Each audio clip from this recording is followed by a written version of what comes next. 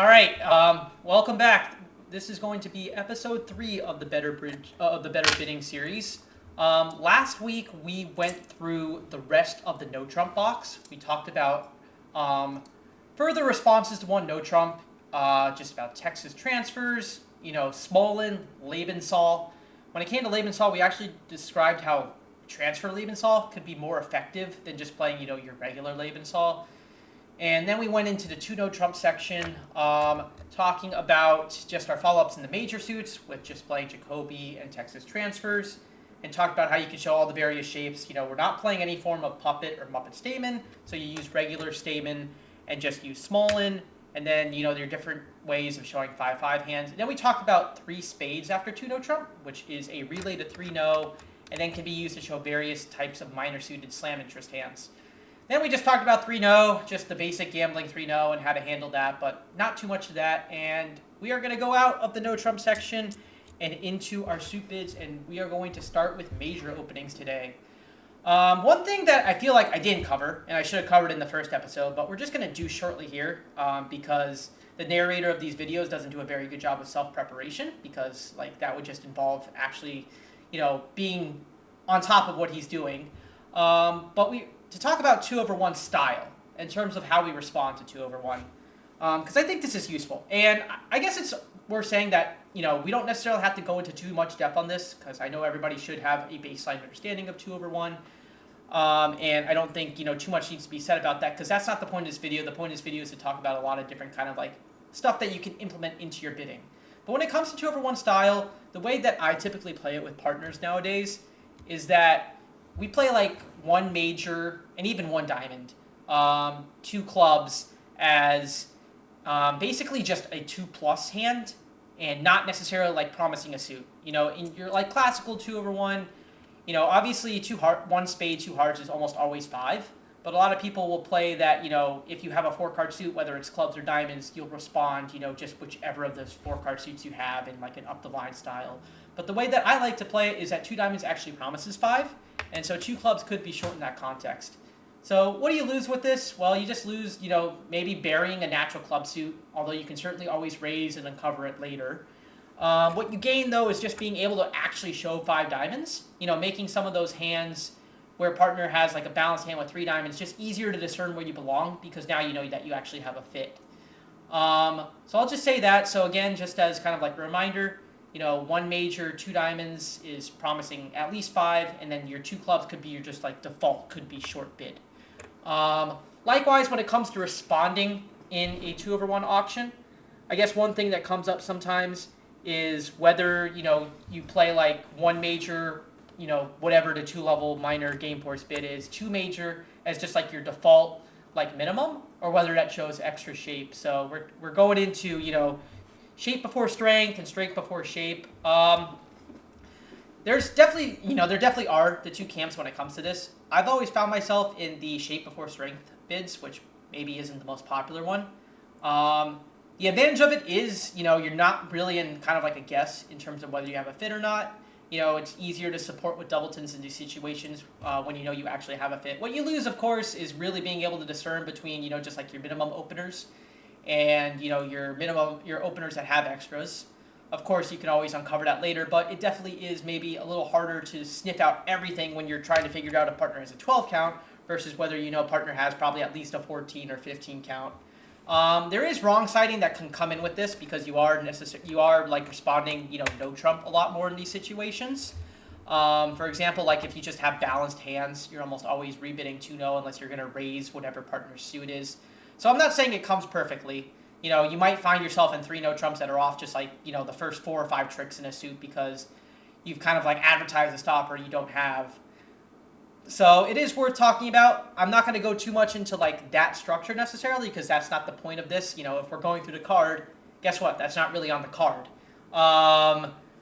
But yeah, I feel like at least in America, there are a lot more that kind of are in the shape before strength camp in terms of being able to show extra length or not. Whereas elsewhere, and even for maybe some of the older style players, it's usually that. So I mean, I don't know if that's the accurate depiction, but that's kind of like what I've seen over time. But again, I don't really have a super strong preference on this, and it's just up to what you and your partner want to go with. All right, we're going to go into the majors, though, after just kind of like that short, interlude. And we're going to talk about, our responses and how we handle major suit openings. And I think we'll be able to cover this whole box in this video. But if not, we'll be able to finish it off afterwards. All right, so when it comes to length for opening majors, obviously 5 cards in first or second chair. I'm going to check off 5 cards in third and fourth as well, but I'm not saying you can't do it with 4. Obviously, with third and fourth seed openers, if you have a good suit where you want the lead, like maybe you have ace, king, queen, fourth, for example, I don't have any problem whatsoever with somebody opening like one of a major in that situation. It's just not the norm, and so I could leave a check there, but like I would just say I generally expect 5 in that situation. And one thing I'll say is I don't really have a way to necessarily check for 4 in this situation. Like I know there are people who play like two-way jury. As we're going to talk about, I don't typically play that anymore. And so I usually expect 5 when it comes to, your third and fourth seat, 1 major openings. All right. I think the most important thing to talk about, though, is the responses, because there is a lot of different possibilities here.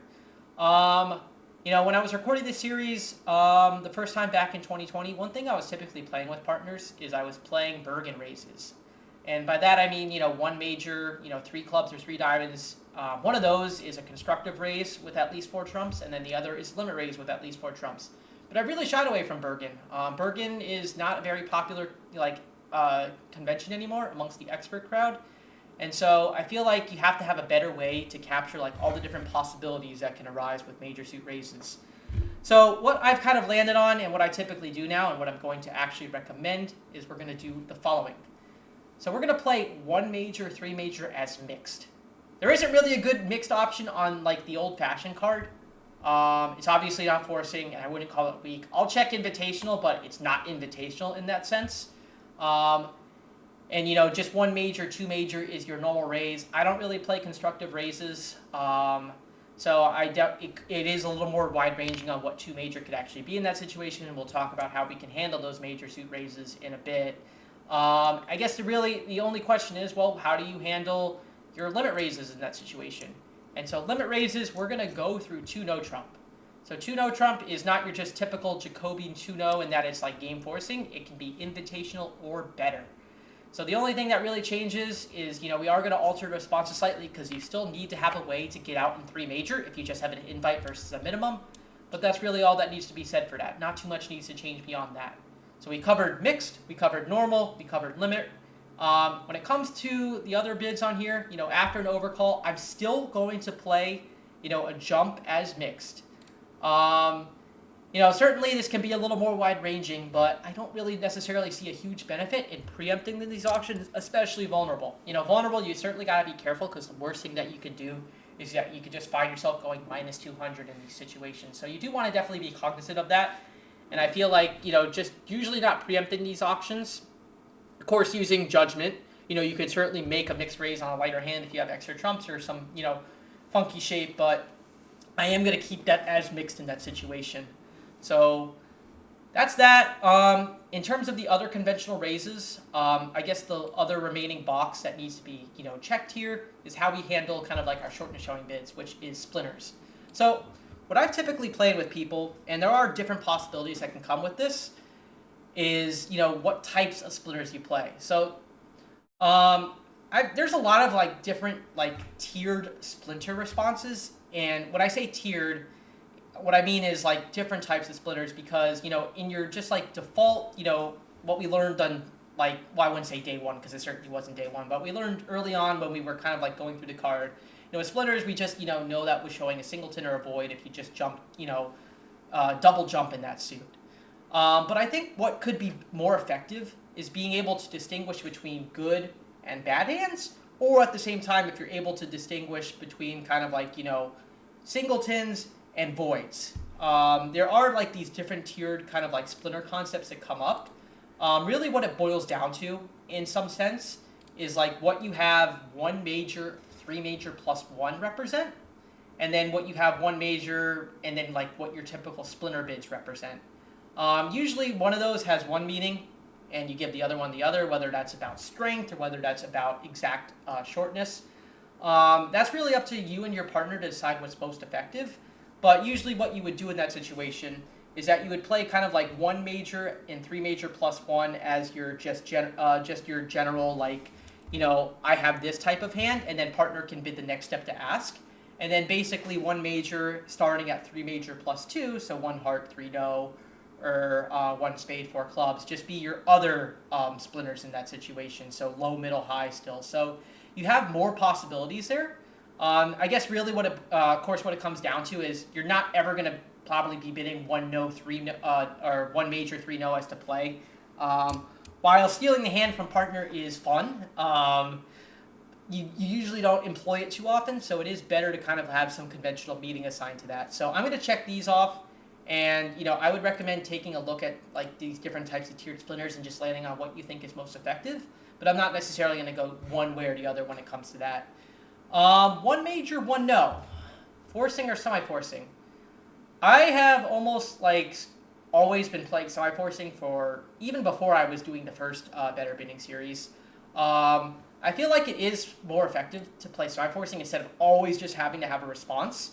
There are plenty of times in like these hands where you want to be able to play one no trump because you may just not have a fit, and it could be maybe your best playing spot. But because you're forced to come up with a response, you're kind of scratching your head on what exactly to do. And I also don't love responding in three-card suits and then partner having to discern whether they should pass or whether they should correct me back to the original major. I love being able to respond and just showing at least four in that suit, unless I'm really, really kind of like just under pressure to bid. So in that context, I do like semi-forcing. The one thing that comes up when it comes to semi-forcing, though, is if you're going to play that, is there still the possibility of partner having a 3-card limit raise, which is the one thing we haven't covered. We were talking about 4-card responses when we were talking about like the double raises and 2 no, but how do you show the 3-card limit raise? Some people might still say, okay, we'll show that through 1 no, and if we miss it, we miss it. But you can even go one step further and maybe just remove any ambiguity when it comes, to that being a possibility. And the way I play that is what I would call as crisscross. And what I mean by crisscross is that we make a jump shift in the other major. So 1 heart, 2 spades, and 1 spade, 3 hearts as being limit raises. And that doesn't necessarily give a whole lot up. For example, like the invitational jump shifts of, 1 major, 3 minor are still there. It's just a question of, would you have 3 hearts mean something, 1 spade, 3 hearts, or would you have 1 heart, 2 spades mean something? 1 heart, 2 spades, first of all, is a very interesting bid because that's almost never going to be preemptive. And why should it be like any type of invitational jump shift if you would have just responded 1 spade to begin with? I guess the one thing that you do lose is the ability to show that with 1 spade, 3 hearts, because now you either have to, decide if you're going to game force or just go through 1 no and maybe just make a light bid that kind of like just buries what actually is going on here. Not entirely. It could go, 1 major, 1 no, partner responds, and you jump the 3 hearts. You still have the possibility to have that as kind of like invitational in this situation, and then partner can just pass or correct, based on what they need to do. So there is that possibility of losing out there. But all things being said, I think the ability to be able to play 1 no trump with peace of mind that you aren't missing out on an 8-card fit is nice. And plus, you could also employ various kind of like judgment calls into crisscross. You could also like, instead of just having it be like a 3-card, limit raise, which would be LR, not LM if I knew how to spell. You could also have that be kind of like just your lightest of game forces, where basically after partner signs off, you still correct the 4. Just saying, partner, I was going to bid this the entire way, just based on maybe something extra in your hand, but you decided not to just go through like 2/1, for example. So I think we covered different types of responses that come up with this. 3 no trump I'm not going to check off. I'm going to talk about 2 no trump and how we respond to that in a bit. But I think the other things that need to be said here is just like, how we deal with like these different types of try bids after, like 1 major. So of course, when it comes to game tries. When it comes to game tries, typically what we learned in the early stages is we played help suit game tries, which is 1 major, 2 major, and then partner bids something to say, hey, I need help here, and then you jump the game with help, and then you just sign off otherwise. What I think has become increasingly more popular is kind of like, instead of it being like length showing game tries, going the opposite way and playing short suit game tries. So what I mean by that is, one major, two major, and I'm going to say two major plus one. Some people might just call this two no trump always. It asks partner, where, what's the cheapest suit in which you have help for me. And when I say help, like, in the context of like, if partner was making a regular help suit game try, what is the first thing you would take preference for? Why this is useful is partner might just have that generic hand where they're not exactly sure where they need help. Like maybe say, for example, you have like a 16 count or something, and you are just trying to gauge where partner might be able to to have a fit, and you just bid your cheapest thing. You have the ability to continue to re-ask afterwards, like one spade, two spades, two no, three clubs. I have help in clubs. Three diamonds. Do you have help in diamonds? And then you can figure out from there whether you do or not, and just sign off or bid accordingly. And then likewise, what you would do with your other bids is that you would do the short suit game tries. So, one spade, two spades, three clubs. Hey, I'm short in clubs. What this tells partner is, hey, if you have a bunch of values in clubs, your hand isn't really worthwhile. Like if I'm sitting with, ace, queen, jack, fourth of clubs, for example, now my hand has lost a lot of value because my partner's going to be looking for cards outside and I don't have them.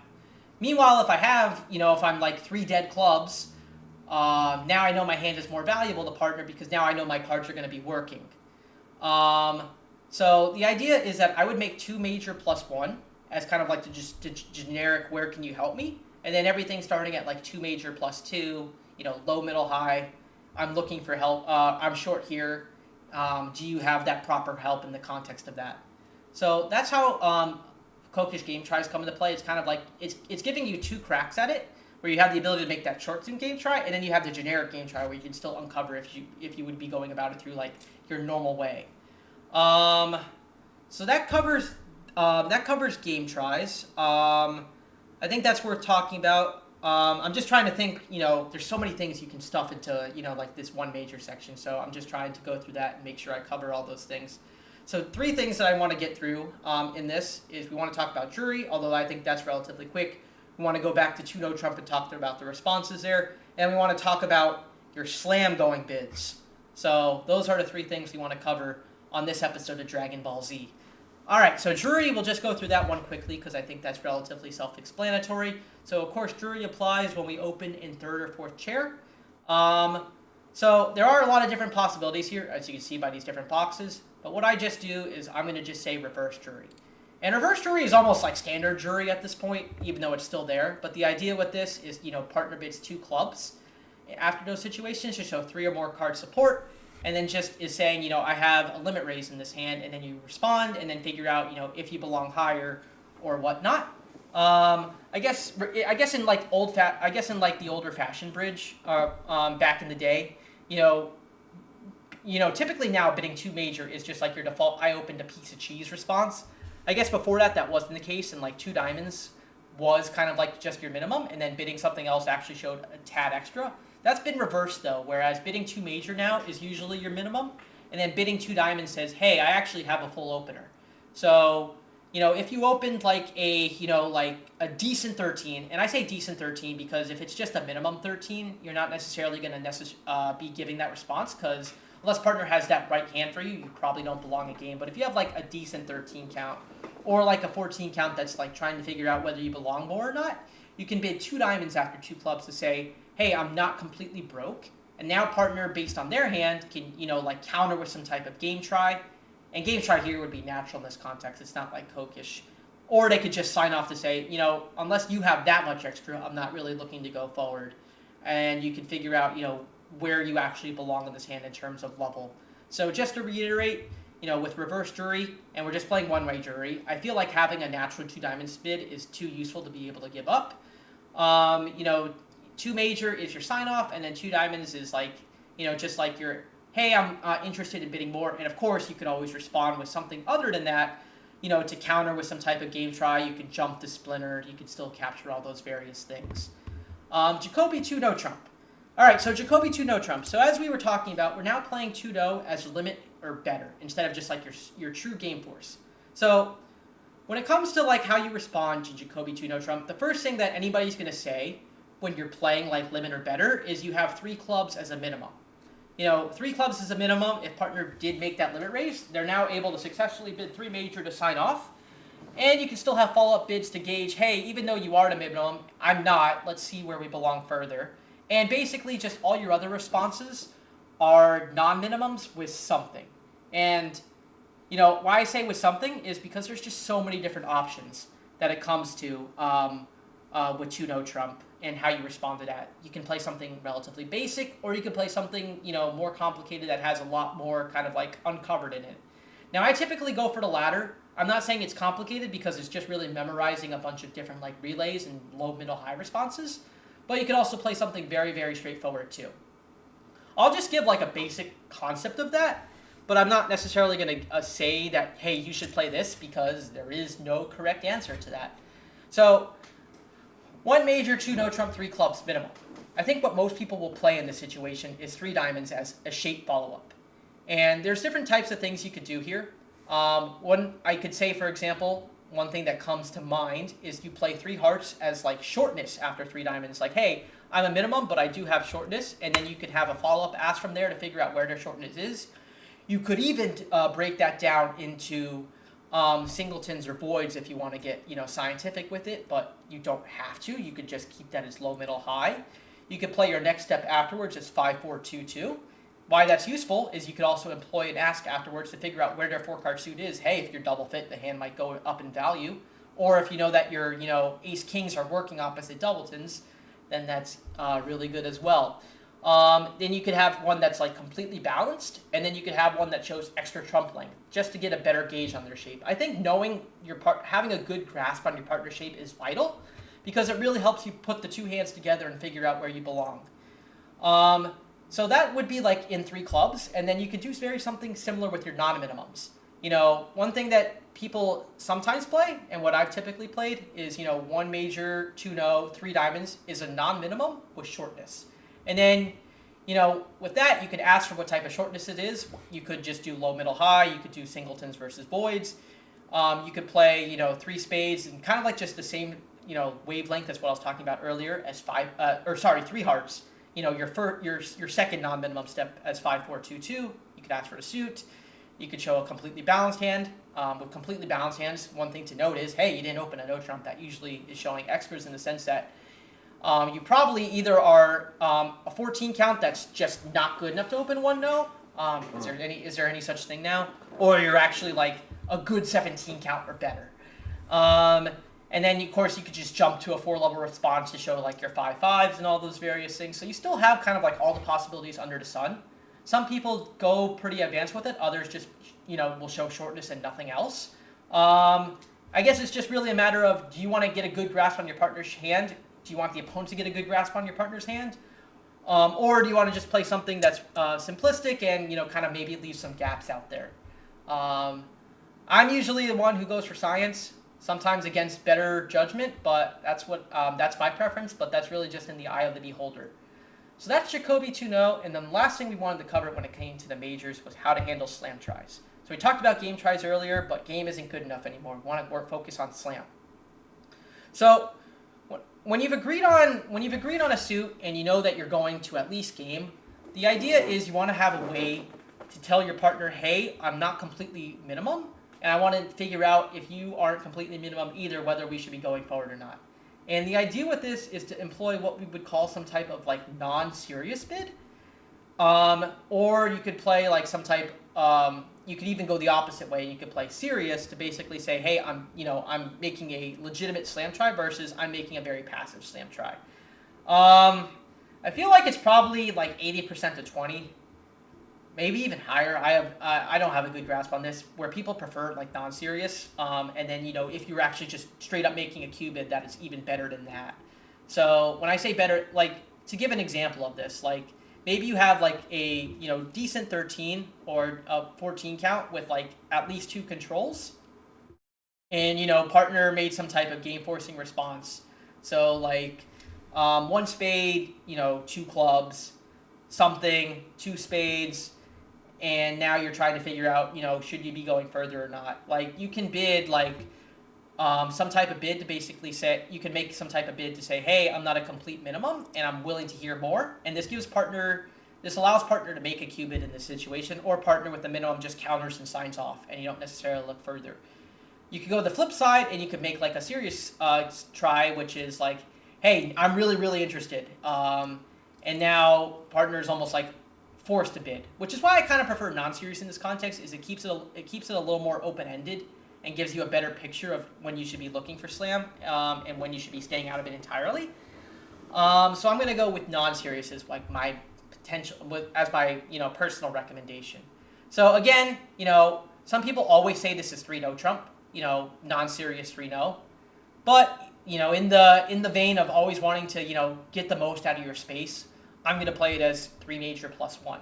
So 3-no when we've landed on spades, and 3 spades when we've landed on hearts. And what would 3-no be when we've landed on hearts? Well, it would be a spade qubit, because we no longer have the ability to make a natural spade qubit in this situation. So it's just a matter of what you want to do there. For me, if I can always just do 1-up as the response, I like that. There are various things that you can get out of it.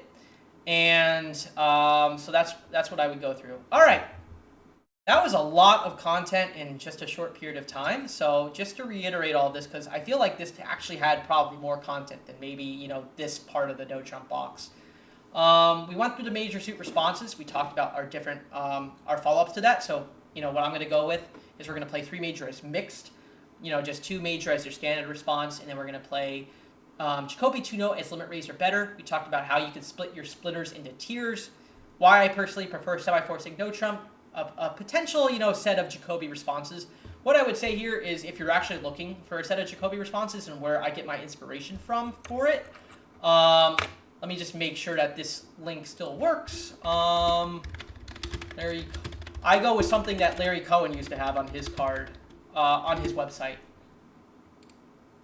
Or, sorry, it's probably the modified one.